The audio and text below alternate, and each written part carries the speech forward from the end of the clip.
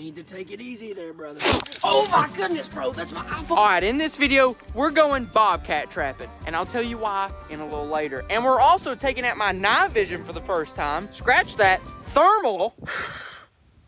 I'm pretty excited if you can't tell. And we're taking it out to try to do some nighttime predator management. Maybe we'll see a coyote.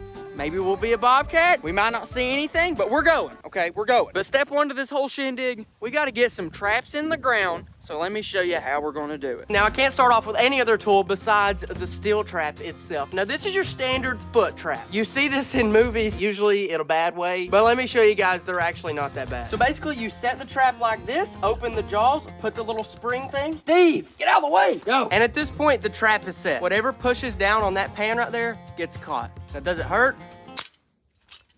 Ah! Not really. But what it does do is it will hold me here until the trapper gets back the day after. And unlike Disney movies, they do not have big, sharp teeth on the jaws. The traps I use are actually specially designed to where they're offset so they don't close all the way, and they have really thick cast jaws to really even out the pressure on the animal's foot. This is my hammer. Every trapper has a good hammer. This one's got a big hammer on this side, got a claw right here so I can dig, and then right here has this little spoon thing so I can dig the dirt holes, which is how you attract the animal to get into your trap. And in those holes, trappers like to use something like this. Bait. Now, what is that? Don't ask me, I couldn't tell you, but it is something. Now, obviously, there's a bunch more tools along the way, but as for now, let's head on out there, and I'll show you the rest while we're setting the traps. Now, I know what you guys are thinking. Everybody loves bobcats. They're awesome. They're majestic. I agree with that, but here's why we're actually trapping them. Over the past months, I'd seen an absolute ton of bobcat activity. I'm talking like my trail cameras absolutely lighting up. So the bobcat population was high, but I also noticed that the prey populations, like rabbit, squirrel, small game, they were kind of a little lower than usual. Well, we're gonna put a break on that whole process and just go take out some of the predators and even everything back out. First thing I do, put on my gloves because I do not want to be contaminating any scent around here. I want to keep human scent as far away from all this as possible. Now, the set we're actually going for is a dirt hole set. This is where you dig a hole in the dirt, put some bait in the hole, and the predators kind of treat it like it's a mouse hole or somewhere where another predator's hid something. Step one to set this trap is to clear out your ground and to where you can actually get down to the dirt and work with it. Step two, you want to be digging out a spot to put your trap. This is called your trap bed. The next step is to stake your trap into the ground. Now, you can do this with big rebar stakes, but I actually do it with chain stakes, where you tap them down into the ground, and then whenever you pull up, they actually turn sideways and act as a stake that way. Next, you're gonna go ahead and start bedding your trap. This is actually one of the most important steps, because if your trap is not 100% stable, the coyotes, fox, and bobcat will figure it out very fast and completely abandon the set. Next, you're gonna go ahead and grab some dirt and put it into this grater thing. This actually thins down to dirt to where it's almost like a powder, and there's no big rocks, no big chunks that's gonna be sitting on top of the trap. And then finally, you're gonna go ahead and make the dirt hole. I have this dirt hole punch, so I'm just gonna jab it in there, pull it out, and pretty much just do it until it's about 8 to 12 inches deep. After you've done that, I'm gonna pull out some sheep's wool because it holds the bait, holds the scent, and if the animal looks down in the hole, it actually provides a little visual trap and gives them a little bit more reason to spend more time at the set. Back before I left the house, I just grabbed a few chicken feathers off the ground so that I can scatter them over the set. Believe it or not, this will really bump up your chances for catching a bobcat. And after this, you're pretty much done. And here we go, guys. This is the finished set. This,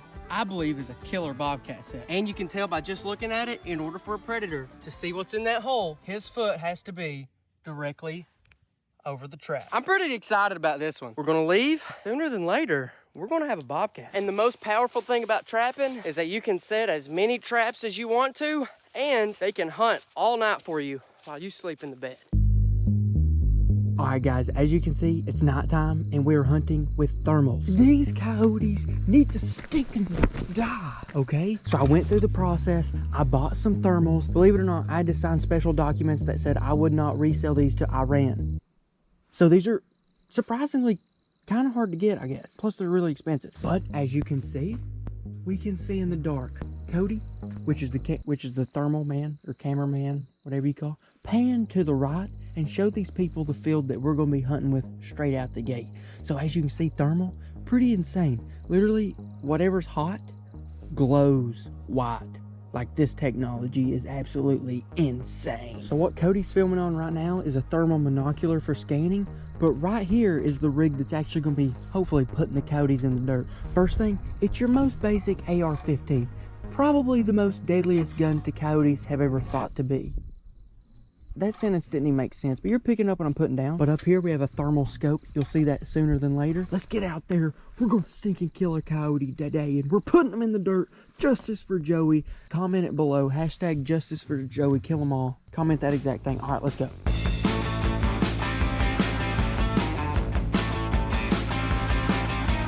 All right, so basically the coyote hunt at night, coyotes get like 20 times dumber and like less aware. So we can literally stand in the middle of the field, put the call out there, and it should be okay. They shouldn't even care. They shouldn't even notice. Oh yeah, check it out. Ready? You ready? Look at that. We have a decoy. We have a decoy. Whenever a coyote's coming in here, his eyes are gonna be on that thing, not on us. So that's gonna help us that much more. We're just gonna look on here and we're gonna find just a senior cottontail. Yeah, that's good. So now we hit the call. We just start scanning, and if something pops up, we get after it. As you guys can see, I'm the one with the scope, and Cody's the one with the scanner. Yeah. See it? It's small. It's small, but it's coming in. See something in the tree? Yeah, I see something. There's something. Guys, there's something in a tree right there. But there's also something, and it was behind that stump. There it is. You see that? I see it. What is that? I don't know. Scan the field real quick, make sure there's not a coyote coming in on top of it. I'll keep an eye on that thing. It could be a rat. It's moving pretty quick though. A possum? Maybe. Possums do come into calls like this, especially if it's easy food. Dude, this is crazy. This is awesome. I think that's a raccoon. That's open season. Shoot it. Ready?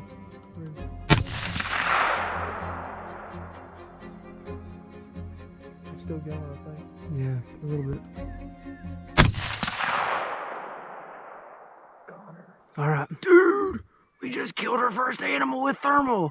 Now, I'm pretty sure I PID'd it, which means positive identification, as a raccoon, which is a target. Raccoons are a pretty devastating nest predator, and if not managed, turkey populations will suffer. Not necessarily a bobcat like we're after, but that will be a-okay. This is our first set ever thermal hunting. It ain't a coyote, it ain't a bobcat, but it's something. I was like, scan behind us, make sure there ain't nothing just walking up behind us. Then we turn around, there's a raccoon just walking in the field. You see it through the thermal? Yeah. Oh, it's down?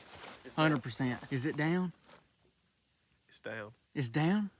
It's down. Oh, crap. What? There's too many buttons on this. Okay. Where at? I don't see nothing. Dude, what? No, it's not over here. Did you see the heat? Yeah. Like the big ball? There's a big white thing. Where? Something right here. Turn on your thermal and look straight that way. It should be on that bank. It's over there. No. That's the rock. Whatever I shot was over here. Oh. Well, I've been looking at the rock from Yeah, it should be over here. over there. It is. Yeah. Oh, I was so close. It's a possum. Told you it ran funny. Wow, what about that? Roll that replay of what it looked like through the thermal. I would have bet this was a 35-pound raccoon with 90% certainty.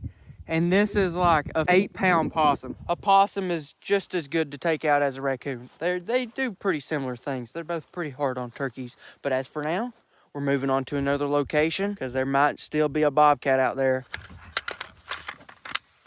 Spot number 2, you ready? I'm ready.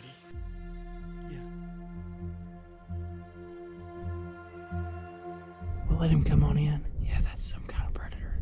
Oh, there's 2. You see that? There's one behind it. I seen it hop a few times, but I thought I seen a bushy tail. But I want to make sure before I shoot. Oh, I see it. You see that? It's like some kind of dog. Or canine, not dog. I want to make sure though. I don't want to get... Oh, you see that? It's a rabbit. That's a rabbit. Good thing we didn't shoot. We blew up the rabbit thinking it was a fox. That's okay though. That's what we're learning. Alright guys, so this is actually our last spot. It's getting kind of late, but this is our last spot of the night.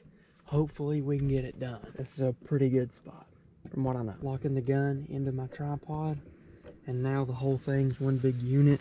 I just pick it up and move into a location. Here we go. Alright, here we go. Bugs Bunny. Let's hear it. Oh geez, yeah, that's good, I guess. I feel good about this spot. I feel really good about this spot. Was he on this road? No way. Oh my gosh.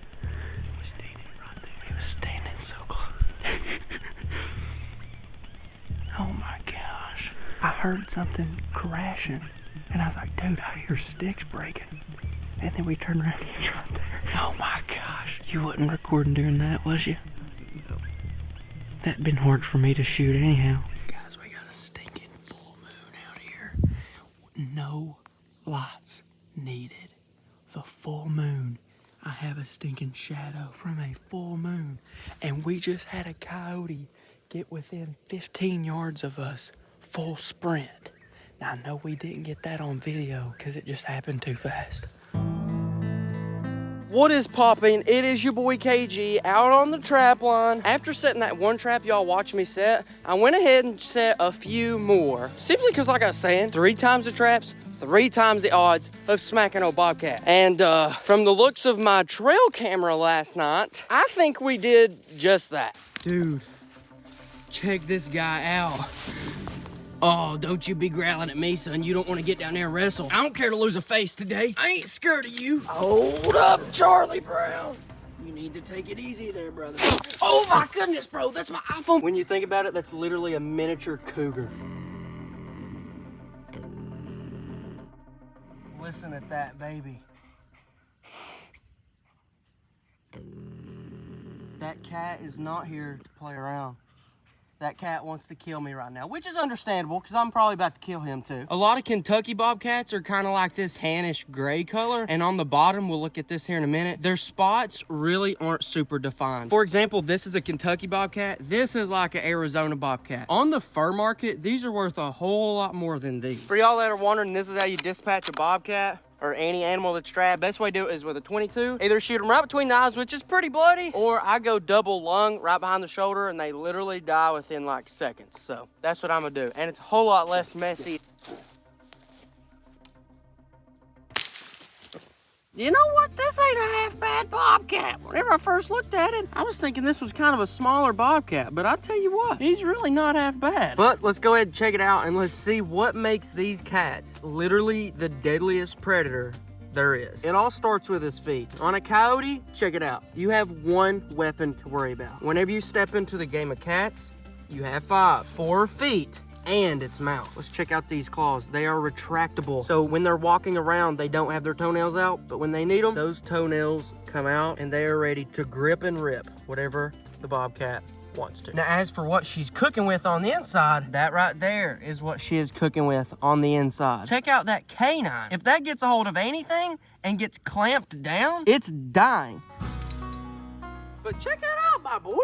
That is a dang big bobcat. I am gonna set him off to the side though. And the 2 options we have is either 1, I'm gonna skin him up and eat him, or 2, my buddy has actually been trying to get a bobcat for a while because he has a project he wants to do with it. And he asked me about one, and I told him whenever I get one, I'll give it to him. So if he still wants it, I think we're gonna give him that one. But our next step is that we need to reset that trap because there's more in here and there's coyotes in here as well. And we definitely wanna get a coyote if we can.